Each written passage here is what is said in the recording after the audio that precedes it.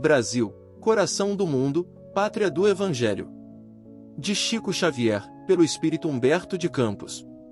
Capítulo 8. A invasão holandesa.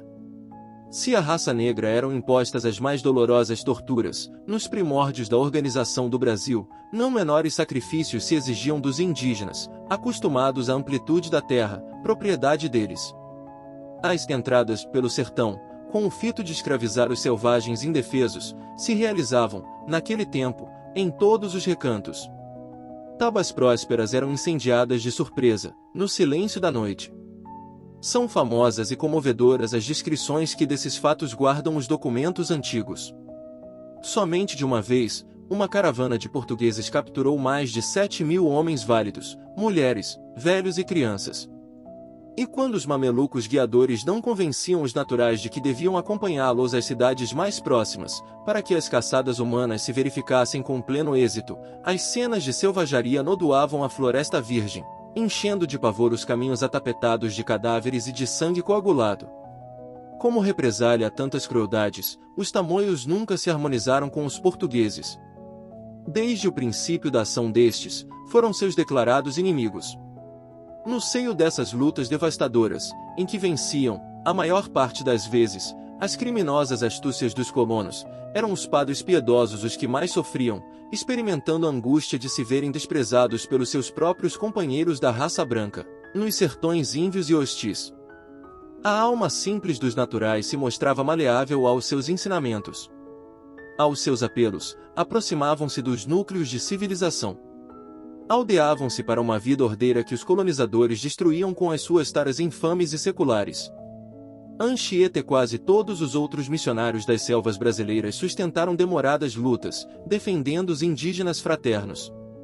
A verdade, porém, é que, embora esfacelassem os púlpitos na pregação da piedade cristã, suas vozes se perdiam na imensidade do céu, sem que seus irmãos da terra as escutassem com a ideia generosa de lhes praticar os carinhosos ensinos. Os primeiros brancos que aportaram à América do Sul, na sua generalidade, não tinham em conta a existência da lei nas extensas florestas do Novo Mundo. Os portugueses prosseguiam, incessantemente, na faina ingrata de descer os índios. Regressando ao além, os primeiros missionários da caravana luminosa de Ismael pedem a sua colaboração misericordiosa, para que semelhante situação se modifique. Mas, o grande apóstolo de Jesus explica: irmãos, não podemos tolher a liberdade dos nossos semelhantes. Não sou indiferente a esses movimentos hediondos, nos quais os índios, simples e bons, são capturados para os duros trabalhos do cativeiro. Esperemos do Senhor, cujo coração misericordioso e augusto agasalhará todos aqueles que se encontram famintos de justiça. Contudo, poderemos, com os nossos esforços, auxiliar os encarnados na compreensão das leis fraternas, avisando-lhes o coração de modo indireto, quanto aos seus divinos deveres. Infelizmente, não encontramos, na atualidade do planeta, outro povo que substitua os portugueses na grande obra de edificação da pátria do Evangelho. Todas as demais nações, como o próprio Portugal, se encontram presas da cobiça, da inveja e da ambição. Os vícios de todas as identificam perfeitamente umas com as outras, e no povo lusitano temos de considerar a austera honradez aliada a grandes qualidades de valor e de sentimento, que o habilitam, conforme a vontade do Senhor, a povoar os vastos latifúndios que constituirão mais tarde o pouso abençoado da lição de Jesus. Colonizadores desalmados estão em todos os países dos tempos modernos, que não reconhecem outro direito a não ser o da força desumana e impiedosa. Recorrendo, pois, às possibilidades ao nosso alcance, buscaremos, na Europa, um príncipe liberal, trabalhador e justo, que não esteja subordinado à política romana, a fim de caracterizar a nossa ação indireta. Traremos a sua personalidade de administrador para a parte mais flagelada da nova pátria, a fim de que seus exemplos possam servir aos que se encontram na direção das atividades sociais e políticas da colônia e beneficiem, e de maneira geral, a nação inteira. Ele virá na qualidade de invasor, porquanto não encontramos outros recursos para a adoção de providências dessa natureza, mas a sua permanência no Brasil será curta e eventual, apenas durante os anos necessários a que suas lições sejam prodigalizadas aos administradores da nova terra. Preliminarmente, porém, devemos considerar que os seus companheiros não serão melhores que os portugueses, no sentido da educação espiritual. A época é de profundo atraso de quase todos os indivíduos e é para expelir essas trevas da consciência do mundo que nos teremos de sacrificar nas atmosferas próximas da Terra, trabalhando pela vitória do Senhor em todos os corações. Os fatos se verificaram, consoante as afirmações do iluminado preposto de Jesus. Em 1624, a pretexto de sua guerra com a Espanha, os holandeses tomavam de assalto a Bahia, sob o comando de Johan van Dorten. Importa notar que as cenas dolorosas e lastimáveis, decorrentes da invasão, não foram organizadas pelas abnegadas falanges do mundo invisível. As causas profundas desses fatos residiam no estado evolutivo da época. Os morticínios nas praças incendiadas e destruídas se verificavam, todos os dias, entre inevitáveis atritos das raças chamadas a povoar aqueles recantos desconhecidos. Em 1637, entrava em Pernambuco o general holandês João Maurício, príncipe de Nassau.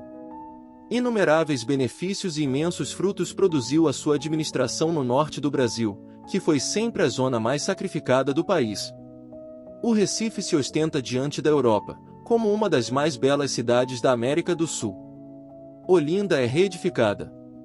Uma assembleia de mecânicos, de pintores, de arquitetos e artistas acompanha o príncipe de Nassau, enchendo a sua cidade de singulares esplendores.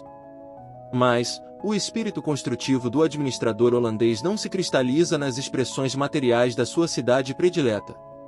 O amor e o respeito que vota a liberdade fazem-no venerado de todos os brasileiros e portugueses de Pernambuco, cujas terras, naquela época, desciam até a região do Paracatu, em Minas Gerais.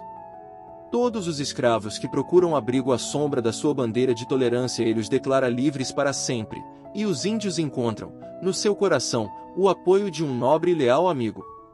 Maurício de Nassau estabelece a liberdade religiosa e administra Pernambuco, inaugurando aí a primeira liberal democracia nas terras americanas, tais a justiça e a liberdade com que se ouve em seu governo. Os Albuquerques e outros elementos em evidência no norte muito aprenderam com ele para as suas atividades do porvir. A realidade, todavia, é que a lição de Nassau fora preparada no plano invisível, para que os colonizadores da terra brasileira recebessem um novo clarão no seu caminho rotineiro e obscuro. Em socorro da nossa afirmativa, podemos invocar o testemunho da própria história, porque, terminado o tempo necessário à sua administração no Brasil, o grande príncipe holandês regressava à pátria, por imposição dos espíritos avarentos, que militavam, nessa época da Companhia das Índias, na política holandesa, sem que encontrassem substituto para sua obra na América. Apesar de suas frotas extraordinárias e poderosas, a Holanda retirou-se do Brasil sem a intervenção de Portugal, bastando, para isso, o concurso dos habitantes da colônia. Quando a questão ficou definitivamente resolvida na Corte de Haia, em 1661, os holandeses, embora sua soberania marítima perdurasse até então, em troca dos seus imensos trabalhos no norte do Brasil e dos milhões de florins aí abandonados, apenas receberam, a título de indenização, a importância de 5 milhões de cruzados,